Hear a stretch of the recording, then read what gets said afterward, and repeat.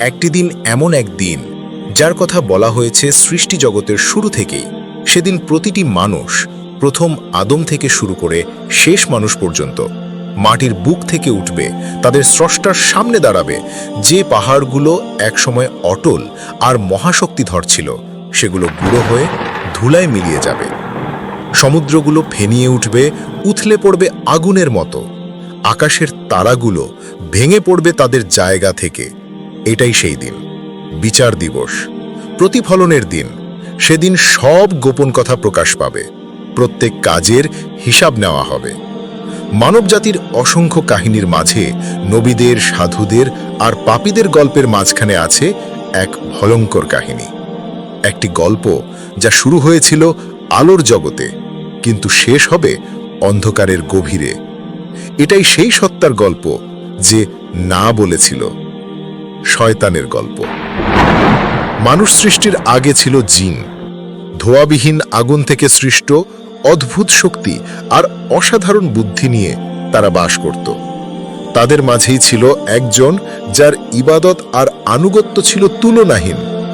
সে এতটাই ধার্মিক, এতটাই নিষ্ঠাবান ছিল যে তাকে উঠিয়ে নেওয়া হয়েছিল ফেরেশতাদের কাতারে, সর্বোচ্চ মর্যাদায়। সে এমন মর্যাদা পেয়েছিল যা কোনো জিন আগে পায়নি।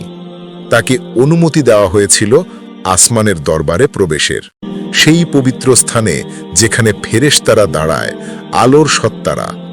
সে ছিল অহংকারে ভরা এক সত্তা, কিন্তু তার গর্ব লুকানো ছিল ইবাদতের পর্দার আড়ালে। চেহারায় ছিল সৌন্দর্য, বুদ্ধিতে ছিল দীপ্তি। স্রষ্টার উপাসকদের মাঝে সে ছিল এক উজ্জ্বল মুক্ত। কিন্তু একসময় সৃষ্টির নিয়ম বদলে গেল।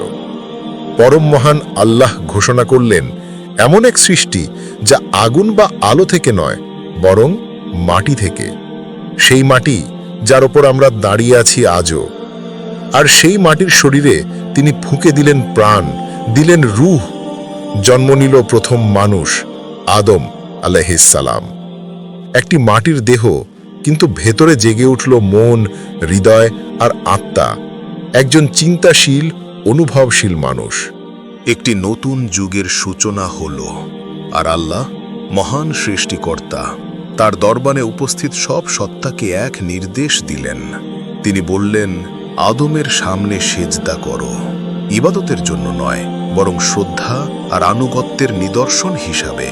ফেরেশতারা, যাদের সত্তা সম্পূর্ণ আনুগত্যে গড়া, মুহূর্তের মধ্যে তারা সেজদায় লুটিয়ে পড়ল, সবাই একসাথে, নিখুঁত সমন্বয়ে। কিন্তু একজন না করল। সবাই মাথা নোয়ালো, কিন্তু সে দাঁড়িয়ে রইল, স্থির, অচল। তার দৃষ্টি পড়ল আদম আলাইহিস সালামের দিকে। সেই চোখে ছিল ঘৃণা, অহংকার আর ঈর্ষার আগুন। যখন তাকে জিজ্ঞাসা করা হলো, তুমি কেন আদেশ মানলে না, তার উত্তর যুগ যুগ ধরে প্রতিধ্বনি হয়ে আসছে। সে বলল, আমি তার চেয়ে শ্রেষ্ঠ। তুমি আমাকে আগুন থেকে সৃষ্টি করেছ আর তাকে বানিয়েছ মাটি থেকে। এই এক কথাতেই প্রকাশ পেল তার আসল রূপ। গর্ব, অহংকার আর লুকানো আত্ম অহমিকা সব বেরিয়ে এলো একসাথে। সে নিজেই নিজের যুক্তিকে স্রষ্টার আদেশের ওপরে স্থান দিল। সৃষ্টিকর্তার সরাসরি আদেশ অমান্য করে সে বেছে নিল অবাধ্যতার পথ। আর সেই মুহূর্তেই তার পতন শুরু হলো। যে এক সময় ছিল এক নিষ্ঠ উপাসক, এক নেতা, আসমানের উজ্জ্বল আলো, সে এখন পরিণত হলো এক অভিশপ্ত সত্তায়, স্রষ্টার দরবার থেকে বিতাড়িত, চিরদিনের জন্য ঘৃণিত। এভাবেই সে হয়ে গেল শয়তান। আর পতনের পর সে করল এক শীতল অনুরোধ। সে বলল, আমাকে সময় দাও, সেই দিন পর্যন্ত যেদিন মানুষদের বিচার হবে। পরম করুণাময় আল্লাহ তার অসীম প্রজ্ঞায় সেই অনুরোধ মঞ্জুর করলেন। কারণ মানবজাতির পরীক্ষা সম্পূর্ণ হতে হবে, যাতে মানুষ নিজের ঈমান, নিজের আনুগত্য প্রমাণ করতে পারে। কিন্তু সেই সুযোগ পেয়ে শয়তান দিল এক ভয়ঙ্কর শপথ। সে প্রতিজ্ঞা করল, সে অপেক্ষা করবে, ওঁত পেতে বসে থাকবে, মানুষের মনে ফিস ফিস করে সন্দেহ ঢুকাবে, তাদের সত্যের পথ থেকে সরিয়ে দেবে। আর সে বলল, আমি বসে থাকব তোমার সরল পথে। তাদের সামনে থেকে, পিছন থেকে, ডান দিক থেকে আর বাম দিক থেকে তাদের কাছে আসব, আর তুমি দেখবে তাদের অধিকাংশই তোমার প্রতি কৃতজ্ঞ থাকবে না। এভাবেই শুরু হলো প্রতারণার যুগ, এক এমন যুদ্ধ যা চলে প্রতিটি মানুষের হৃদয়ের ভেতর। এটা ছিল আত্মার যুদ্ধ, সত্য আর মিথ্যার মধ্যে এক নীরব লড়াই। হাজার হাজার বছর ধরে শয়তান তার প্রতিজ্ঞা রক্ষা করে আসছে। সে কখনো বিশ্রাম নেয়নি। রাজা থেকে ভিখারি, সাধু থেকে পাপী, সবাইয়ের কানে সে ফিস ফিস করে গেছে। তার ধোঁকা নিঃশব্দ কিন্তু ভয়ঙ্কর সূক্ষ্ম। সে মানুষকে বোঝায় একটা ছোট পাপ তো কোনো ব্যাপার না। সে মিথ্যাকে সত্যের মতো সাজায়, অহংকারকে দেখায় আত্মবিশ্বাস হিসাবে, লোভকে বলে উচ্চাকাঙ্ক্ষা। সে সন্দেহ ঢুকিয়ে দেয় বিশ্বাসীর হৃদয়ে, আর ঈমানের আলোকে ম্লান করে দেয় নিজের কৌশলে। সে এমন কোনো শত্রু নয় যাকে চোখে দেখা যায় না। তার নেই শিং, নেই লেজ। সে লুকিয়ে থাকে অদৃশ্য রূপে, মনের গভীরে। আর তার সবচেয়ে ভয়ঙ্কর চালাকি কি জানো? সে মানুষকে বিশ্বাস করিয়ে দেয় যে সে নাকি আদৌ নেই। সে হলো সেই কণ্ঠ যা বলে, শুধু একবার করো, কেউ জানবে না।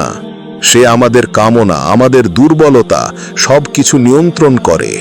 এক অদৃশ্য পাপেটিয়ার, আমাদের আত্মার মাস্টার। সে দেখল আদম আলাইহিসসালাম ও হাওয়া আলাইহিসসালামকে জান্নাতের বাগানে, দেখল তাদের শুদ্ধতা, তাদের নিষ্ঠা, আর সে খুঁজে পেল তাদের দুর্বলতা। সে ফিসফিস করল সেই বৃক্ষের কথা যা তাদের কাছে নিষিদ্ধ, আর তার প্রতারণা সাজালো ধর্মের পরিধানে। সে বলল, তোমাদের রব এই বৃক্ষ নিষিদ্ধ করেছেন শুধু এই জন্য যে তোমরা হয় ফেরেশতা হবে, নয়তো চিরজীবীদের মাঝে পরিণত হবে। সেদিন যখন শয়তান সময় চাইছিল, সূর্য যা এক সময় আলো আর উষ্ণতার উৎস ছিল, এখন নেমে এসেছে নিচু, জ্বলছে অচেনা তীব্রতায়। মানব ইতিহাসের শুরু থেকে আজ পর্যন্ত যত মানুষ জন্মেছে, সবাই এখন এক বিশাল সমতলে একত্রিত। না আছে পালানোর কোনো পথ, না আছে লুকানোর কোনো জায়গা। প্রত্যেকের চোখ বিস্ফারিত, ভয় কাঁপছে এমন এক আতঙ্কে যার কোনো ভাষা নেই। তারা ভয় পাচ্ছে না অন্য মানুষকে, না কোনো পশু বা দানবকে। তারা ভয় পাচ্ছে সত্যকে, নিজেদের কাজের সত্য, যা আজ খুলে যাচ্ছে আসমানি নথি থেকে, যেখানে লেখা আছে প্রতিটি কর্ম, প্রতিটি কথা, যা কোনোদিন মুছে যায়নি। কি এক শেষ পর্যায়ের নির্মম মোড়! শয়তানের সর্বশেষ প্রতারণা হলো স্বীকার করা যে তার পুরো জীবনই মিথ্যে ছিল। সে কোনো মানুষকে বাধ্য করেনি তাকে মানতে, সে কাউকে বন্দি রাখেনি। সে শুধু ফিস ফিস করেছে, সে শুধু আমন্ত্রণ জানিয়েছে। কিন্তু মানুষের দুর্বলতা, তাদের অহংকার এবং তাদের নিজের পছন্দে তারা নিজে নিজেই সেই পথে চলে গেছে। এবং এখন শয়তান তাদের ত্যাগ করছে, তার হাত ধুয়ে ফেলেছে তাদের ভাগ্য থেকে। সে বলে, এমন এক ক্ষুদ্রতম ব্যথার মুহূর্তে নিজের উপর দায় চাপাও। যার উপর তারা ভরসা করেছিল, যার কথায় তারা বিশ্বাস করেছিল, সে এখন বলছে, তোমরা বোকা ছিলে। পাপীদের দণ্ডস্থলে পাঠানো হবে আগুনের নিচে, আর তাদের শৃঙ্খলে আনা হবে শয়তানেরই হাতেই। শয়তানকে সেই আগুনের রাজা বানানো হবে না, তার উপর আগুনের সিংহাসন বা জ্বলন্ত মুকুট থাকবে না। সে কোনো রাজা নয়, বরং বন্দী। সবচেয়ে কষ্টে থাকা, সবচেয়ে বিদ্রোহী, সমস্ত সৃষ্টির মধ্যে সবচেয়ে তুচ্ছ। জাহান্নাম অপেক্ষা করছে, এক অবর্ণনীয় যন্ত্রণার স্থল।